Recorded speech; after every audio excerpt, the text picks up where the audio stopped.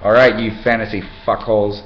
Here we go. This is another episode of this year's fantasy football videos by Ben. And me, your favorite asshole, Adam. Well, we're going to go through the draft. We had the draft last night at Nasty's. It was an awesome draft, but we're going to just go through the order here and figure out what we feel was good and bads of each team's draft pick, and we'll see how it plays out toward the end of the year. So we'll start out with Dez Bryant, which is Sean.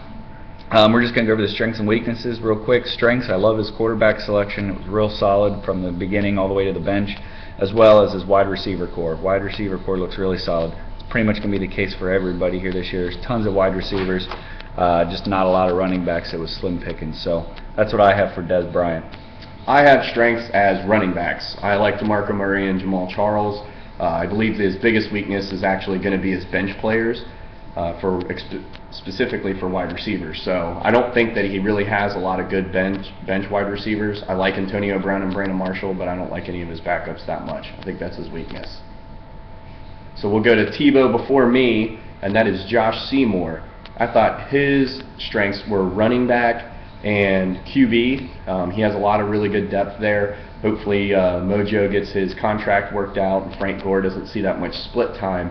However, I thought his weakness was wide receiver. I know everybody's going to be high on Eric Decker because Peyton Manning seems to be, him and Peyton Manning seem to be connecting. I disagree. Pierre Garçon is a really good one, but other than that, his bench is a little weak for me in a PPR format. Pretty simple here. I love the wide receiving core that he's got. It's fantastic.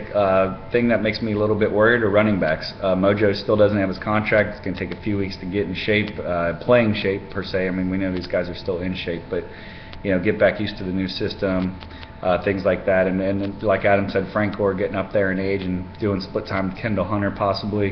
We're going to have to really take a look and see what happens. And that's a big part of your team or your running back. So a little thin on that area. We'll have to see what happens. So Ocho Cinco's headbutt. I like the pick that they had. All around, they had a deep bench all around. Really plug and play. Somebody goes down, you have a great bench to be able to plug somebody back in with Vincent Brown, RG3. He's got Matt Ryan as the starter. So I think we have a lot there as far as that goes. But the weakness is there's no standout. I'm not sold that Chris Johnson's going to have another year this year. I'm not sold that Adrian Peterson is going to be able to bounce back as quick as he hoped with the knee injury. Yeah, they're going to produce points, but I just don't feel like there's anybody that's going to be like, oh my gosh, this guy's unstoppable this year. So I think it's going to be a solid team, but not an unbeatable team. I like the running back strength. I thought it was all around pretty good. What worries me mostly is injury. A lot of these guys are injury prone. They do have some injury history, but the backup wide receivers also are a little shaky, almost like a test. It's either going to happen or it's not going to happen for these guys. But I mean, that's just my opinion. So we'll go to Joe Paul's legacy, who is Frank and Sam. I had them. Their strength is really going to be inside Drew Brees, Jimmy Graham, probably that connection. Dez Bryant, if he's able to do it, I think he'll have a good year. But other than that, I just really didn't see any other standout players on their team. Steven Jackson, yeah, he might get some points, but he is older and he does have injury issues. Donald Brown, I've never been impressed with him. Their big saving grace might be the fact that Peyton Hillis is going to split more time with Jamal Charles, and they're going to limit Jamal Charles so that he's fresh and he gets to the outside quicker. Yeah, the quarterback situation and the tight end, definitely one of your strong suits. I like it a lot. Year in and year out, these guys are going to put up the numbers. And the great thing about the tight end in the league these days is it's almost like they're a wide receiver. A little nervous, though, that there's no guarantees. There's only potential on this team. Steven Jackson needs to have a good year. You need to have a good year from Donald Brown with Andrew Luck behind taking the snaps. You even look at, Percy Harvin, I really think could have a great year if Christian Ponder can be on. So you have a possibility of a team that's going to be like, oh my gosh. But they're not guaranteed to have those years. So yeah, I agree. Hoping for the best on that one.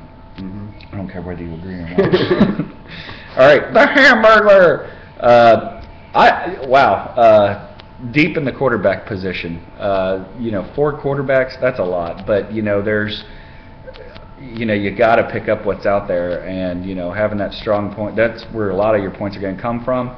The downside to that is, you know, I don't like the fact that the running backs might not be hitting. You know, it's hit or miss with these running backs. You know, Kevin Smith out of Detroit. You know, he's playing him on hopes that Javed Best is going to be out for a while.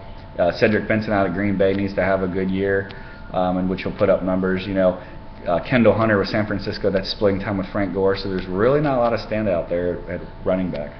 Well, I had his strengths as wide receiver. I mean, I like Wes Welker and I really like A.J. Green.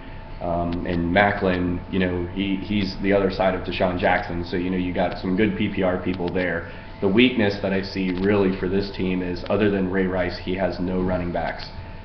His bench is very, very weak in my opinion. Again, just my opinion.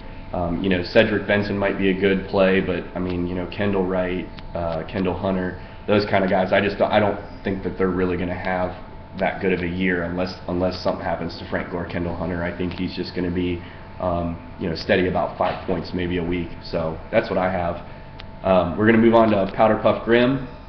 For Powder Puff, she has a really good starting line. You know, I like Tom Brady, Willis McGahee. You know, he's going to be the primary there until he gets hurt.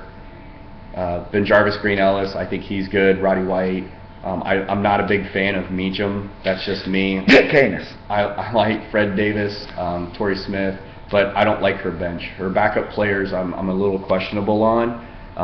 You know, D. Wells, he's okay, but James Starks, I mean, even if he comes back, I don't know that he'll get the rock because Cedric Benson might be running just too well, and that's just my opinion. Again, nobody cares. All right. Same thing, solid quarterback, solid running back, just not a deep bench. Not much more to say other than that. You know, this is one of those leagues where people go down all the time, and you're really going to start seeing either the waivers pick up or to see how deep a team's bench is, usually by about week 4 or 5, when people start plugging and playing and things start changing on team dynamics. So we'll see what happens there. Pop's Guns, he's got a team full of studs. They are all studs. The downside is they're gambling studs. They're either going to do it or they're not. So if they do it, watch out. This is going to be a solid team. But you got injury-prone McFadden, Matthews out with injury, Victor Cruz. Let's hope he can put up the same numbers as he did last year. It's a gamble, but if it pays off, he's going to get big dividends. I have strengths as far as quarterback. For Pops, is going to be quarterback and wide receiver starting lineup. What concerns me is his slot and backup running backs. I mean, he's got Halou. You know, we all know Shanahan runs that 3-headed running back committee over there, and it's just a nightmare to try to figure out who's going to play. And that's really what I have for him. Prepare to shut the F up, that's Ryan. For him, I had his strengths as far as quarterback and wide receiving core. I think those are really, really, really strengths for him. Weaknesses, Fred Jackson, we don't know what he's going to do yet. We don't know if he's really going to be splitting a lot more time with C.J. Spiller, if they're going to try to get C.J. Spiller in there. But he's got Beanie Wells. I had Beanie Wells last year. He was a beast. He played through his knee injury, so that's really all I had. Yeah, this is probably one of the better drafts that I've seen this year. This is definitely one that's up there. Strong wide receiving core. You got a quarterback to back it up. Again, you know, I agree with Adam. Running backs. I mean, Reggie Bush is the only one that I really like. You know, having little issues with Fred Jackson and you know, some of the other backups, but looking really solid. Well, that's all for part 1. We're going to cover the other 4 teams here in part 2. So we'll see you in just a second.